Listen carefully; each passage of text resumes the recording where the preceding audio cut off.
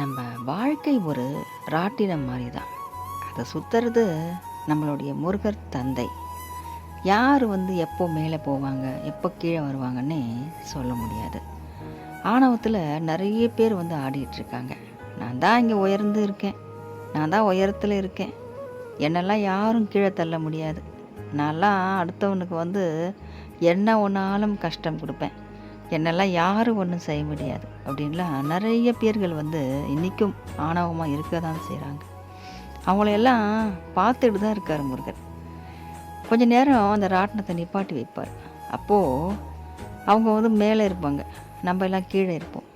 நம்ம நினச்சிக்கிட்டு இருப்போம் நம்மெல்லாம் கீழே இருக்கோமே, எப்போவுமே நம்ம கீழே தான் இருப்போமோ, நம்ம ஒரு நல்ல நிலைக்கு வர முடியாதா, அவன் கொஞ்சம் கொஞ்சமாவது முன்னேறிட்டுருக்கானே, கொஞ்சமாவது மேலே மேலே வந்துட்டுருக்கான், நம்ம இன்னுமே அடியிலேயே இருக்குமே, அடிமட்டத்துலேயே என்ன தான் பண்ணிக்கிட்டு இருக்கோம், நம்ம சம்பாதிக்கிறோம், அந்த காசு ஒன்றும் நம்ம செலவுக்கே சரியாக போகுது, எடுத்து வைக்கவும் முடியல, ஒரு கடனை அடைக்கவும் முடியல, இப்படி தான் வாழ்க்கை போயினதுக்கு. முருகர் தந்தை பார்த்துக்கிட்டு இருக்காரு, இதெல்லாம் கேட்கவே மாட்டாரா? இல்லை நமக்கு விதிக்கப்பட்டது இதுதானா, இப்படி தான் நம்ம கடைசி வரைக்கும் இருப்போமான்னு நிறைய பேர்களுக்கு வருத்தமும் இருக்குது மனசில். ஆனால் அந்த ராட்டினம் கொஞ்ச நேரம் அவர் ஓய்வு பெற்று வச்சுருக்கார். அந்த ராட்டினத்தை திரும்பவும் சுற்ற ஆரம்பிப்பார் நம்ம முருகர் தந்தை. அது நம்ம வாழ்க்கையை நம்ம ராட்டினம் சுற்றும் போது மேலே இருக்கவங்க கீழே வருவாங்க, நம்ம அடிமட்டத்தில் இருக்கோம் இல்லையா, நம்மளும் மேலே போவோம். அப்போ திரும்பவும் ஓய்வு எடுக்கப்படும் இந்த ராட்டினம். அப்போது நம்ம கொஞ்சம் மேலே இருக்கும்போது அடுத்தவனை பார்த்து நம்ம தவறாக பேசாமல் இருந்தோன்னா அந்த ராட்டினத்தை கொஞ்ச நேரம் அப்படியே இருக்கட்டும் கடவுள் விட்டுருவார். நம்ம யாரையுமே தவறாக பேச வேணாம். நம்ம இன்றைக்கி கீழ்த்தனமாக நம்ம ரொம்ப யாருன்னா நம்மளை பேசலாம், ரொம்ப கீழ்த்தனமாக கூட பேசலாம். காசு இல்லையே, உங்ககிட்ட என்ன இருக்குது பெருசாக, நீ எல்லாம் என்ன செஞ்சிருவே அப்படின்னு கூட சொல்லலாம்.